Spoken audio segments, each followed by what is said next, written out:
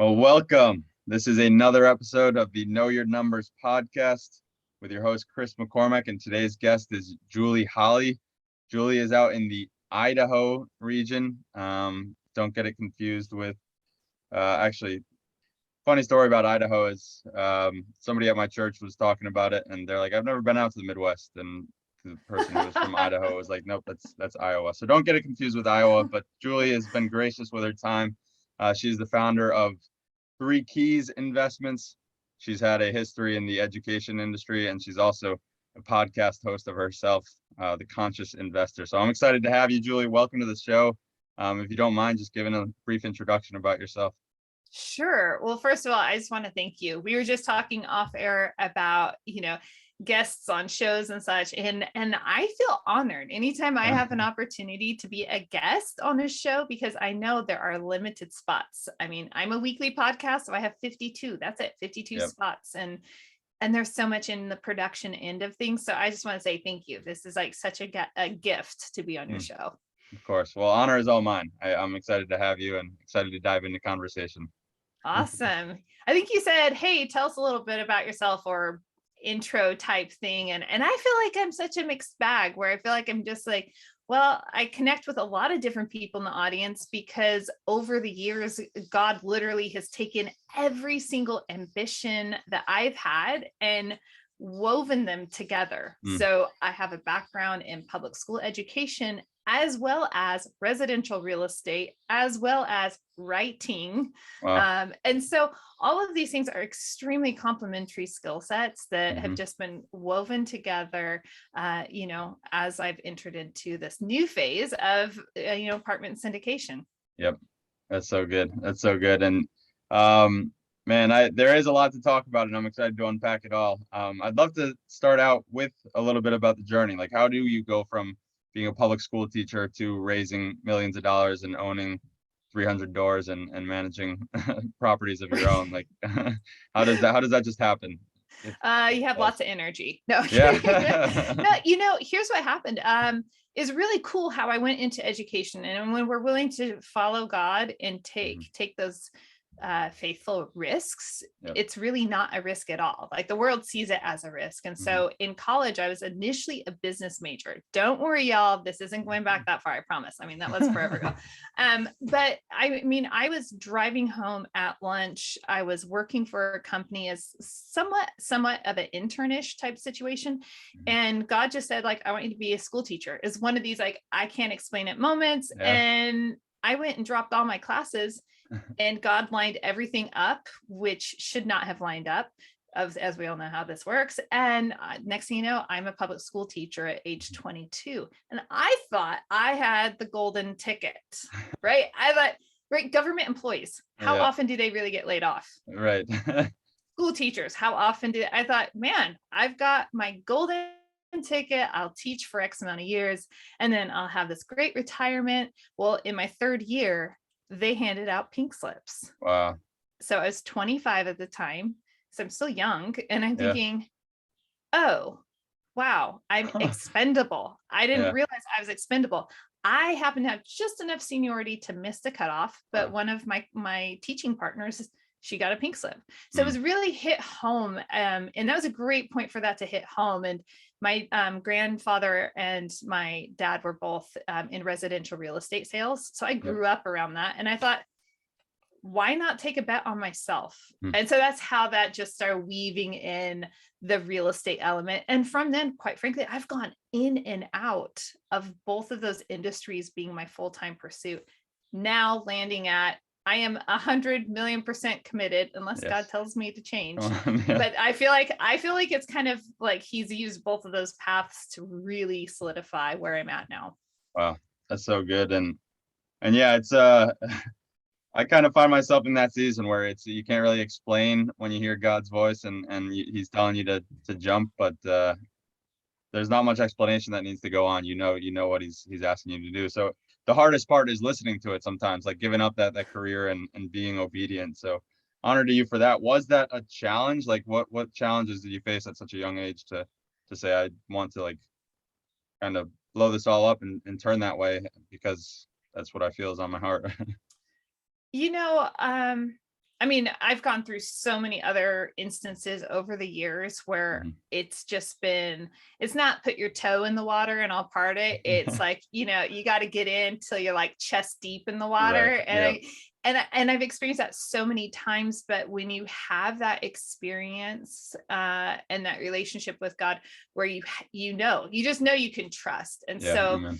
it gets easier and easier. When I was younger, I did have strong faith. And so it was a matter of, what's the worst? My philosophy, bottom line in life, is always, what's the worst thing that could happen? Now I'm going to tell listeners, just like, hear this.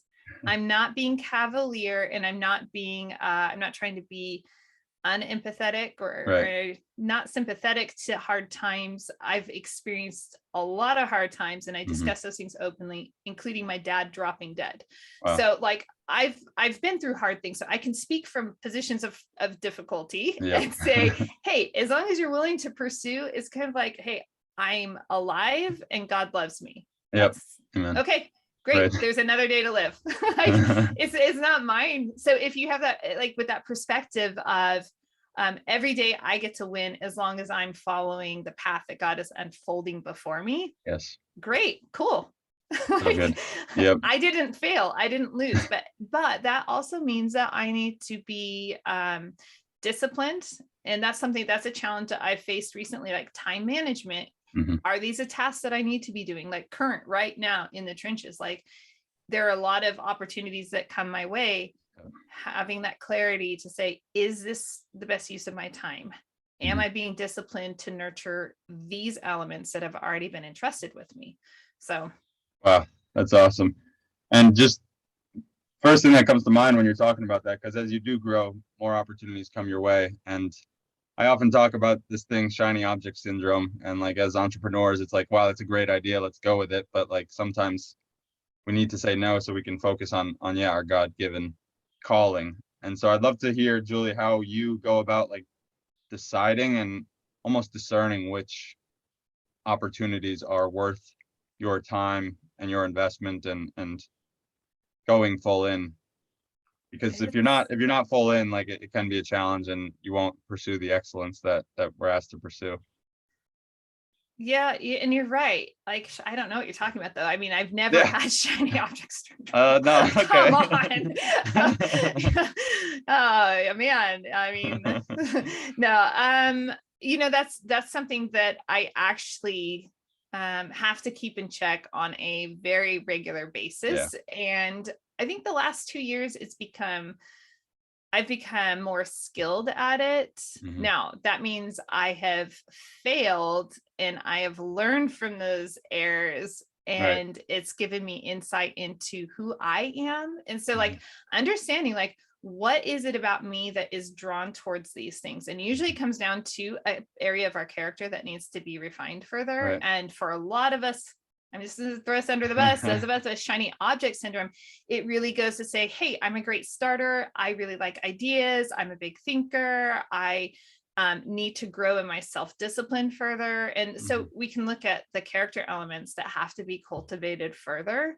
And then in order to stay the track, it's no different than any relationship, right? So being aligned spiritually and understanding, like, what is the path and the purpose that God has laid out for me first and foremost, and am I staying on that? So if you don't mind, I'm like, seriously, if we go into Israelites when they were making their exodus, like, they had to stay their course, and when they got distracted, next thing you know, they're worshiping snakes and doing weird things, like, and so we can be easily misguided. And so if we can remember, where is our destination? Where are we headed? Why are we headed there? And so for me, that is having my goals. And honestly, this isn't coming from any high position at all. This is something where I realized that recently, as in like within the last 48 hours, I really need to pull out my goals and just sit down for a solid 2 hours and review my goals that I set and my intentions, and make sure that how I'm entrusting my time is aligning with those. Because when we sit down to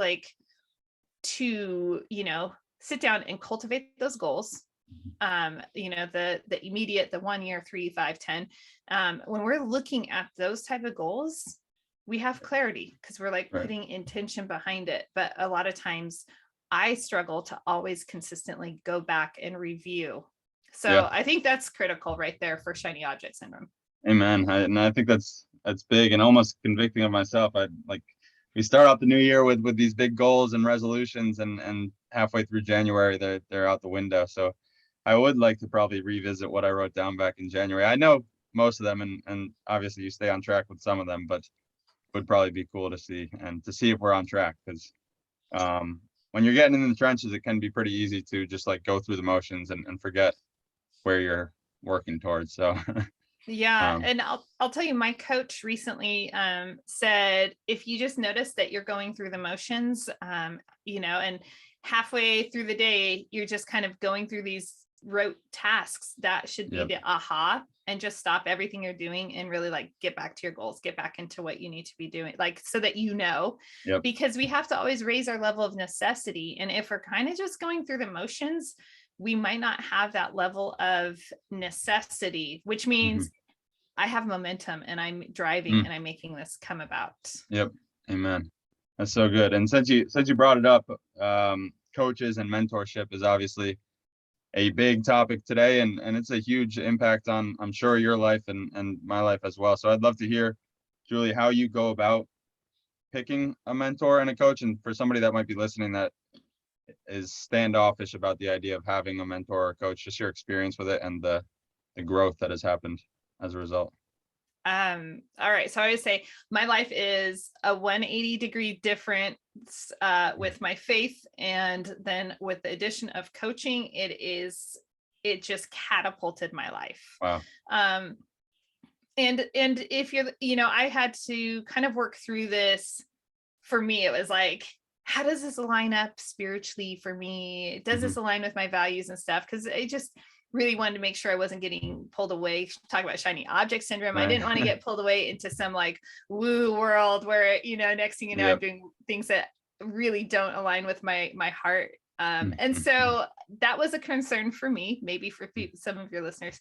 But pursuing that path of coaching, it just opened my life to a whole new way, a dimension that I didn't know existed about myself, and actually discovering, uncovering, and activating really the calling that God put in my life. Wow. So it gave me that courage. So, I mean, God already creates us with all of this amazingness, this gift, this purpose, this everything that's unique to us. I was just telling my son that this morning on the way to school. I'm like, you are uniquely created. And even if you say it the same way, like, you're not going to say something the same way as someone else. You can talk on the same topic. And so, like, really learning how to activate that gift into the world, there isn't anything better. But most of us don't know how to go about doing that. Most of us doubt. And I've said this, so if you've heard me say this, I'm sorry. But I say it often, and that is that our biggest gifts that we have, our biggest contribution that God's entrusted us with, is usually the rawest, messiest, like, tapped down thing in our life. Right. So, like, whatever it is that you kind of got smothered with, where you were corrected by your parents and the adults around you when you were a kid, that's probably your inner gift that God gave you, but it's such raw, nasty material in kids that, the adults are like, and so through coaching and mentoring, I learned, oh, this is how I use that. And this is how I use this for really powerful good. Amen. And I can go on, so I'm sorry, Chris. No, I love it. You're going to have to shut me up along the way, probably. I love it. Please. The more talking you do, the better for me, because you're like, the less I have to do. Those are my favorite guests. But I will say, you bring it up. For me, I mean, personally, I've talked a lot about the rebellious spirit. And I think some entrepreneurs, myself included, can be rebellious in nature, right? We don't like to always go with the flow. And that's something that I see from my past, and God has kind of used that, or I'm attempting to use that for good as he is calling us to. So there are bad, quote unquote, bad qualities that might be shoved down in your youth, like you're saying, that if used correctly and used for a higher purpose can bring great opportunity. So I love the way that you said it, and I'm probably butchering it now, but I do No, appreciate you're that. doing great. But you know, a rebellious spirit, my husband and I, now that we have a teen and a tween, like we talk Yep. about rebellion a lot. Yeah. And we look at the difference between like, is this child being young adult really, is they being rebellious, or are they just finding autonomy? Are they Yeah. finding their own space and who they are? And there's a difference between the two. And so and I did not ever believe this until I have been parenting and exploring these things, right? And so like that willingness to question things. We Yep. teach our kids question authority, but do it respectfully. Mm. It's okay to ask those questions, but you must always be respectful as you Wow. go about doing that. And what that does is you're raising leaders. So Right. when we look at someone who has maybe that rebellious edge, look what you're doing. You're leading. You Mhm. have a podcast and you're Wow. leading people towards these things. So it's you know, two sides of the same coin, if you Yep. will. Like Right. you use it for great good or for, Yeah, I for can great. end you up in jail.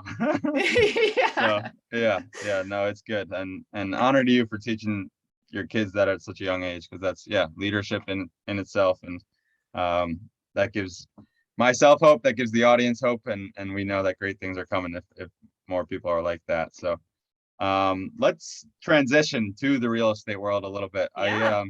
One thing that caught my eye was the house hack that you have experience with, because as a CPA, as somebody who's always talking about building wealth from the start, like when you don't have a lot going on, house hacking is one of the things that I usually recommend. And so I'd love to hear your experience with it, some of the benefits, if there were any drawbacks, headaches, as I'm sure there were, but yeah, let's talk house hacking.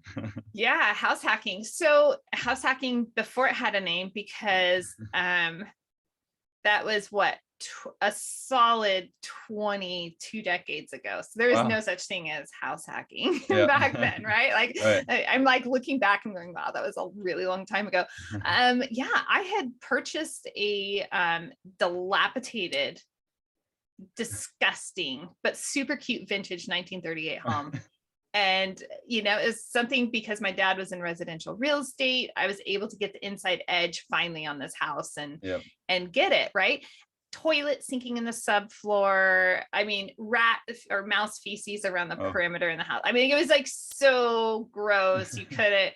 So I went in there, and with significant support from my family and amazing financing, creative financing back then, right, I was able to rehabilitate this home and restore it. Right.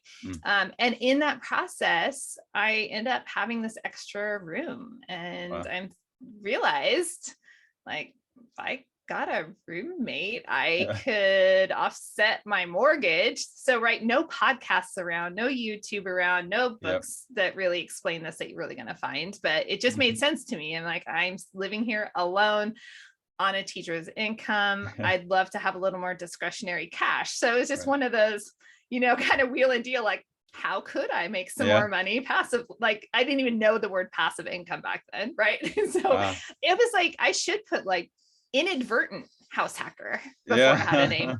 And that's how it came about. It worked out really well. I had one roommate that was really, she was an odd bird. And so that created some very awkward situations. More because it was just like this she was just socially in a different place, and a little socially awkward. And so it just is what it is, you know, and we're all mature people now. So I hope life is going great for her, but you know, so that was a weird situation. But other than that, I had another roommate, you know, she's renting, you know, this room that's right beside mine. So single bathroom. So you really get to know people. One bathroom, 2-bedroom, 1-bath house. But honestly, it worked out great. It offset the income. And then I won't lie, I didn't stick with it. My husband and I ended up getting married, and he came into my house. So we're like, see you later. We did keep that house. And when we moved from California to Denver, we had that house still, and that was Wow. our first rental property. That's awesome. Yeah. That's so good. Wow. It's not as cool. It's probably not as cool as everybody, I'm like, I don't know. I've never told that story before, by the way. Really? No, I love it. It's a first here on this podcast. Yeah. Hey, first for everything. I'm honored once again to have that and to have you share that story. So did you grow up in California, or what brought you there? Yeah, no, I grew up in Modesto, California. Okay. And anyone who knows where that is, do you know where that is? No, I have heard of it. Okay, anyone who knows where it is like, oh yeah, it's like the epicenter. You can drive anywhere, centrally located, which means you have to drive forever to get anywhere. But yeah, I could get to San Francisco in an hour and a half, or Yosemite and in an hour and a half, or Sacramento. You could go cool places, go get to the ocean, in 2 hours. So, but you have to drive everywhere. And now God moved my family to North Idaho. And now I just live in my own Garden of Eden with 3 mountain ranges, and I don't have to drive anywhere. Even 10 minutes and I'm on the mountain bike trail. So my own little paradise. Yeah, seriously. That's so good. And another great conversation to bring up is hobbies, and your hobby of mountain biking, your passion for mountain biking. I'd love to unpack that a little bit and how that serves you, because I know there's there's a lot of talk about burnout, and I think part of the reason is because people don't have anything else to do but work and grind and business and business and business. So the importance for hobbies in your life, Julie, what is it? It's critical. Yeah. But here's the thing. If you're feeling like you're burnt out, then you need to reassess your goals. You need to assess if you're aligned with your goals, because you should be pursuing things that bring you joy.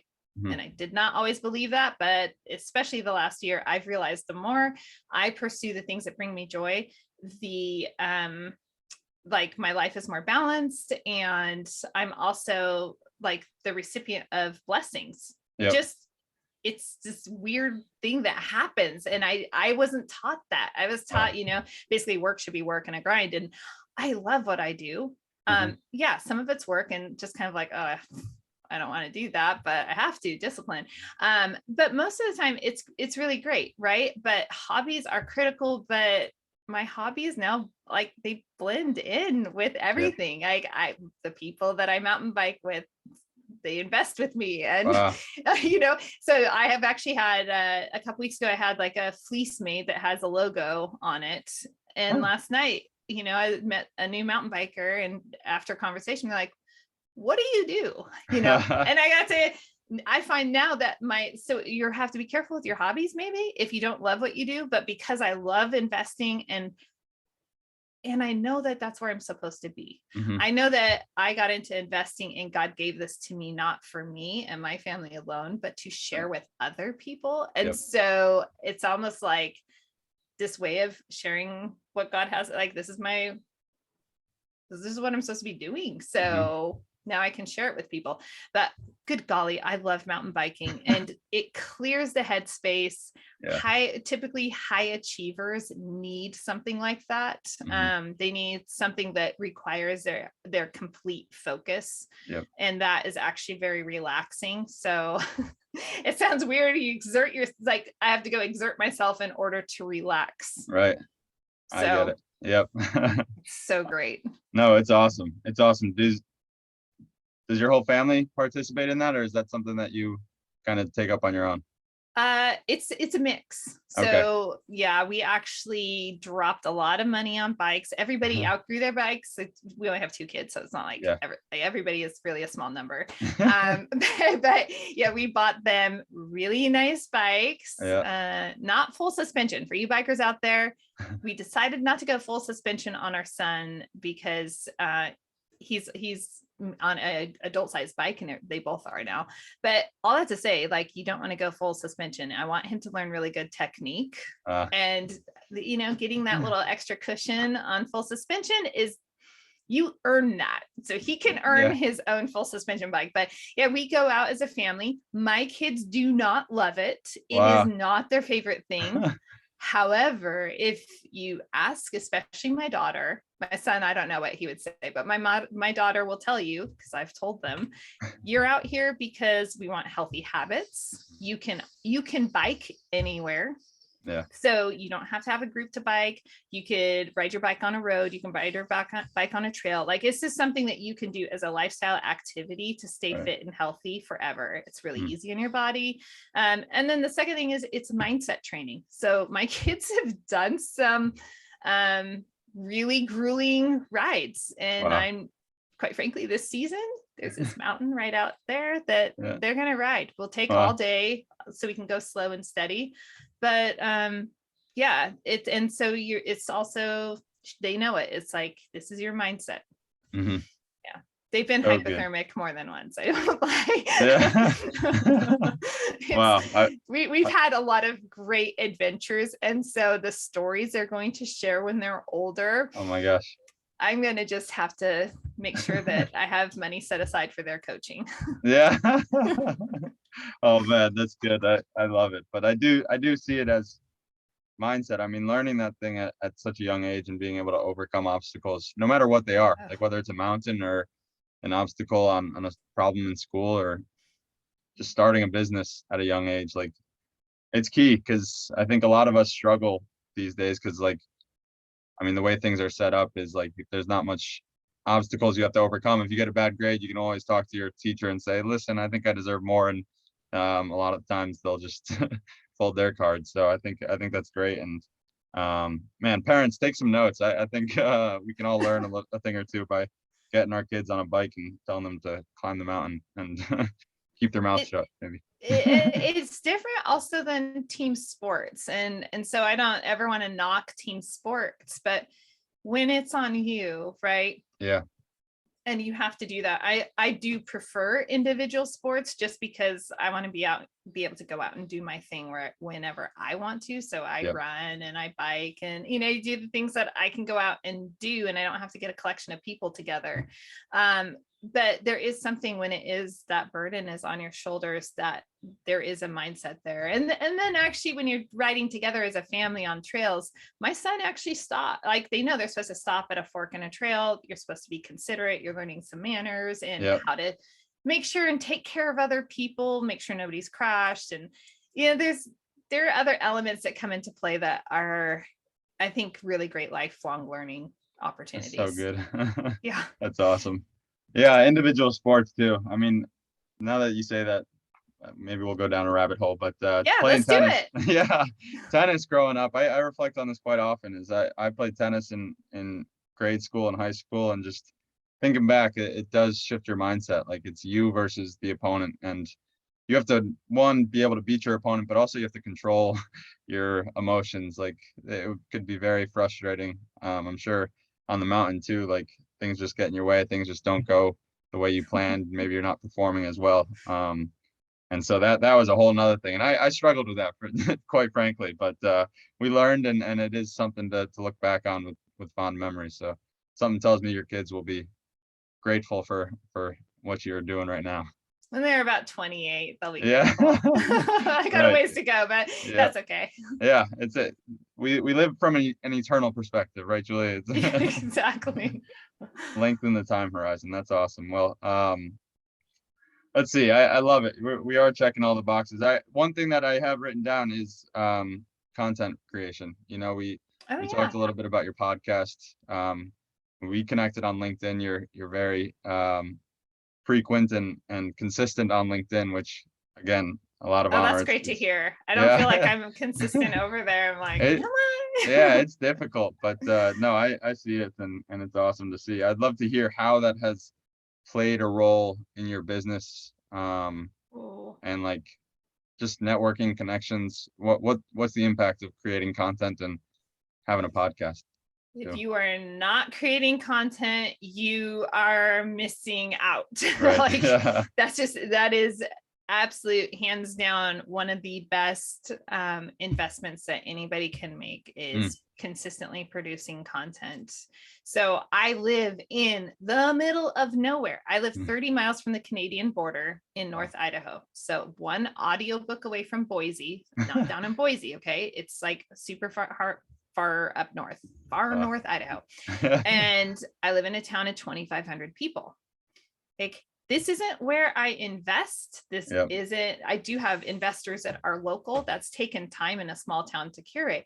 So in order to rise from, obscurity, it's like podcasting, game changer. And that was before everybody in the world was podcasting. You were on that boat before everybody else. Also, you've been doing this a couple of years. But that consistent content creation and actually connecting in a meaningful way with people on social platforms is completely underrated by people who are not in the business space. So if you're not in the business space and you're not business minded, this might not resonate, and you'll be like, Facebook, it's such an angry place. It's so miserable. It's so right. And so I hear people say this and I just tell them that's the best place for me. I love it. I'm connected with extraordinary people. And so it's this powerful opportunity, especially LinkedIn. And shout out if you're trying to get started on LinkedIn and you want to grow and expand your network. Yona Weiss has a 10-day challenge that will really teach you a lot of strategy and skill on just how to connect with people and help boost each other's posts and things like that. But that was honestly my gateway to understanding LinkedIn better. So, and I have so much to say on LinkedIn that I could wax on that, but content creation allows you to become this authority on whatever you want to become. And even if you don't perceive yourself as an authority, because I know I don't have everything figured out. And I bet every single one of us would be like, oh, I feel like an imposter. I still have so much more to learn. And we tell ourselves, and we are a product of our thinking. So you have to have your thinking in line and say, why? So I got to the point where I'm like, why do I have to be the expert? I can have a podcast. I'll bring people on my show and they're the expert and I can ask them anything I want and I can learn. How cool is this? Right. And now I'm sharing that content out to the world. So figuring out ways to add that value and always adding value to the community, whatever your community is really critical. Wow. That's so good. And this podcast started just like on a whim. I'm just going to talk about topics. And then part of the limiting belief on my factor was like, who was going to want to talk to me? And then seriously. And then I find out that every podcaster that's ever started had that same belief. And all it takes is you to just reach out to someone. They're like, yeah, sure, I'll talk. Because why wouldn't I want to like share myself and help other people out? So it's awesome to see. And I can't speak highly enough about it. I think I'm going to have to check out Yona's 10-day challenge. I think I've seen it. And Yona's been on the show, but I didn't know that he had something going on, and I could probably use a boost to my LinkedIn content. So it's good to hear. Yes. Awesome. Yeah, I need to just like get a few of us. I actually hosted a private within a, so this is the other part about being active on social media platforms is that you end up having these little tribes of people. And so this one particular tribe of people, there was chatter about LinkedIn. And so just, I said, let's just have a big Zoom meeting and let's feature these two people who know so much and we can learn from them and we'll all gain. So that's a great strategy. If you are looking for a way to, you're like, I don't want to start a YouTube channel or a podcast and you're making all your excuses. One, it's not about you, it's about contribution. But two, hear what people need. And so that really supported me at the very get-go was I would just hear what people needed in different groups. And then I'd create what I call a learning session around it. And I'd grab experts and then I just get this big Zoom room and everybody could be there and learn at the same time. Yeah, that's so good. That's so good. And then actually that's a great thing to wrap up on is I do see that you have a book club and networking club that you started. Is that, can we hear a little bit about that? And is that another thing that you're doing as like a way to connect people and learn more about people? Well, okay. The book and networking club began actually because I felt my coach had recommended Brendon Burchard's book, High Performance Habits. Okay. And I bought it and it just looked thick and daunting because I don't really like to read that much. And so I finally committed. This is, what is this? So that was in 2020. At the end of 2020, I made a decision. I am going to read this book and I'm going to apply it in 2021. Wow. So I'm going to so that December to January. And I thought I need outside accountability. I'm not the only one who is struggling. So see, as soon as we get out of our own space and we say, I'm not the only one, because there's really nothing, we are uniquely created, but there really isn't that anything. Humanity is very similar. We all kind of have the same similar challenges. So I'm like, I'm not the only one that struggles finishing a book. I'm not the only one that's going to pick this up and not finish it. And that's how I started the book club. At the end of, I did it in person in my community and a virtual. The in-person went away after we were done, but the virtual one has gone on. So now we're a year and a half of meeting. But Lawrence Laddie is the one. And if you don't know Lawrence Laddie, you need to connect up with him on LinkedIn. And then you can go to his meetup group on Tuesday evenings. And so it's a really great one. By the way, I'm sorry, I'm going to give this a plug. I do have a calendar. So if people, I know this isn't the moment to do plugs, but if you want a calendar that has all of the virtual meetup groups on it in one central location, I have it on a calendar. Wow. So that you can always see and you can get the registration links and stuff and everything like that. Okay. So connect up with Lawrence Laddie. He's the one that said, hey, Julie, what's the next book? I'm like, this was only supposed to be one book and we've continued on, but it is such a powerful way. Now it is actually a members only model, and that really creates a different caliber of group meetings. You have more committed people, but the conversations are really significant, they're powerful, and they change lives. That's what I can say. I have literally watched people change over the last year and a half. I've seen myself change, because it's one thing to just pick up, I have this book right here. I usually have a book around me. It's called Exactly What to Say. By the way, it's the best $6 you could possibly spend on a book on Amazon. And so it's great if you read it, but if you and I have a dialogue, or even better, if you and I and a few other people have a dialogue on that book and exchange, everyone's bringing different worldviews to the table. So lots of different worldviews in our group, lots of different life experiences in our group, lots of different geography. And so now you really get to tap in and expand your mind and your thinking in a completely different capacity. So it's not just reading a book is one dimensional. Being in the book and networking club is going 4D is what I will say. I love it. I love it. How does one get involved into the book and networking club here? Yeah, I would say if you go to my LinkedIn profile, just scroll, because about every 6 weeks I'm promoting the new book. So we read through a book. It used to be every 5 weeks, but now we're taking, and this is good for people to consider, we're taking the third week of every single month off. We take it off from I coach. So all the our coaches, we all take that week off. So there aren't coaching sessions. There isn't a book club. And the concept is you need to rest and recharge. Life is not a sprint, it's a marathon. And so if we think that we can just perpetually work, oh, I'll take a 4-day weekend, I'll take 2 weeks off here.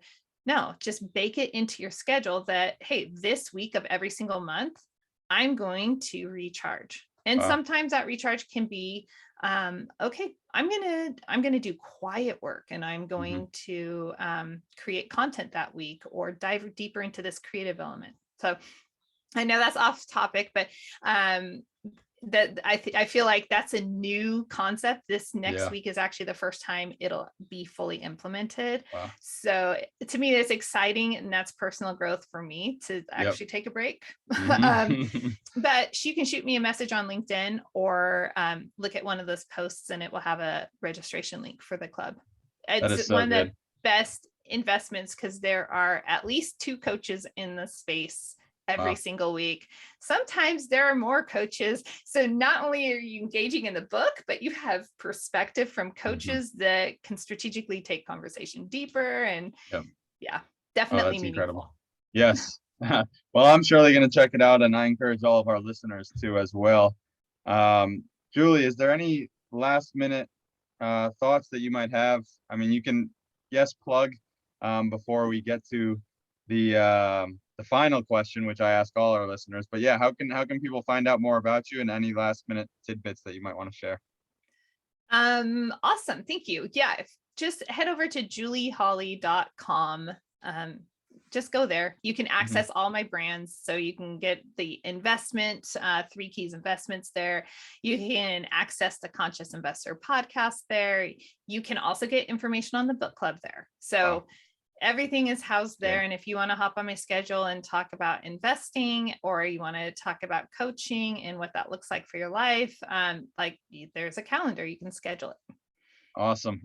So that will also be linked in the show notes for anybody who can't listen to julieholly.com. But yeah, go there, visit there. I was actually checking it out. It's a lovely website, and I'm going to ask you afterwards who set you up with your website.